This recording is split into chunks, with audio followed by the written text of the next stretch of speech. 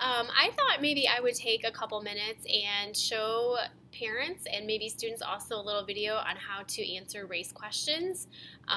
Overall, students are doing well with this procedure, but I think that it never helps to have a little bit more information on how to do something. So I'm going to hook my camera up and I'm going to walk you through how to answer a race question.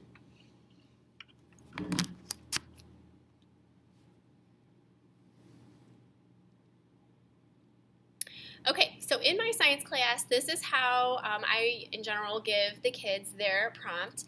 And you can see that along the edge of the paper here, we have where it spells out race.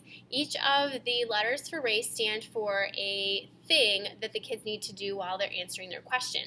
So we can see that this first part here says to restate, and I'm trying to encourage the kids to look for the question mark in the question to help them find what it is that they should be restating. And in this question, we can see that it says, a bird builds a nest in a tree. The tree gets a place to live and helps its young birds to grow. The tree is not affected in any way. This is the previous concept that we've talked about, and so they're going to use this background knowledge to help them answer this upcoming question. What is the symbiotic relationship between the bird and the tree? So when we go to restate, we are using pretty much here to here to help us answer the question. So in this case, this would say, the symbiotic relationship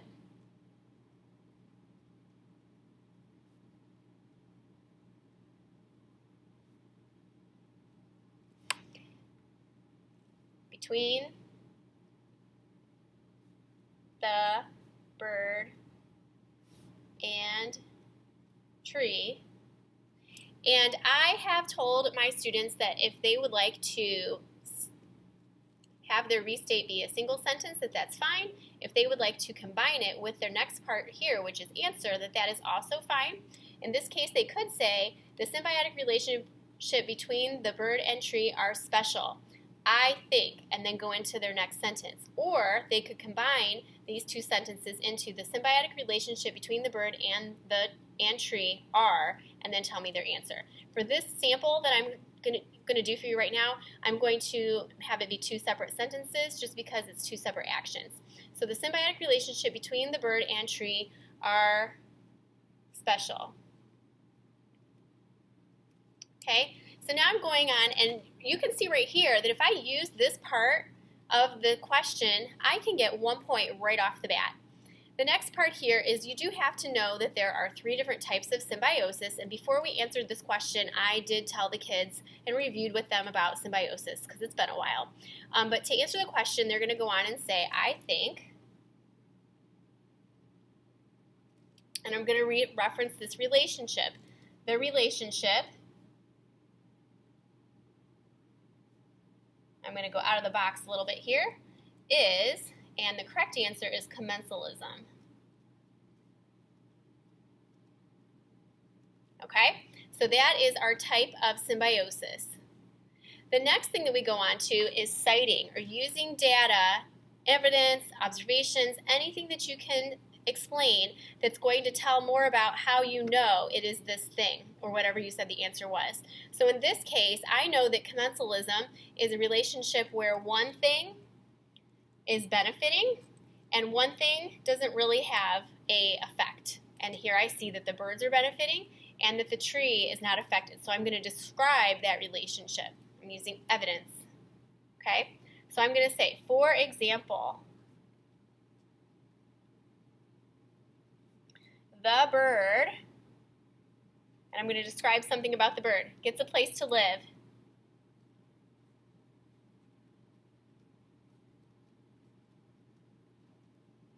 And I'm going to talk about the tree because it's a relationship, so I know that 2 things are involved here. For example, the bird gets a place to live and the tree is not affected. Okay? So I am giving evidence that tells something about what I know about commensalism.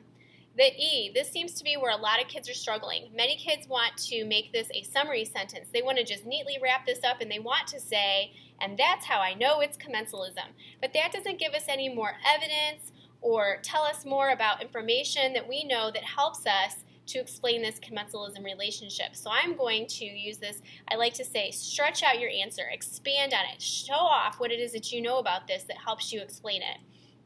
So I'm going to say this is because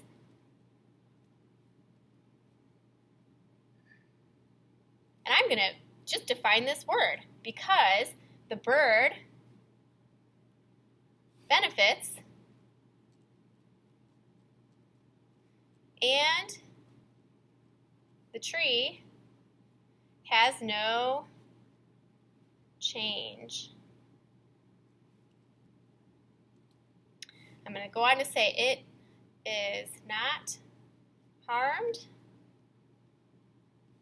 or helped. Okay?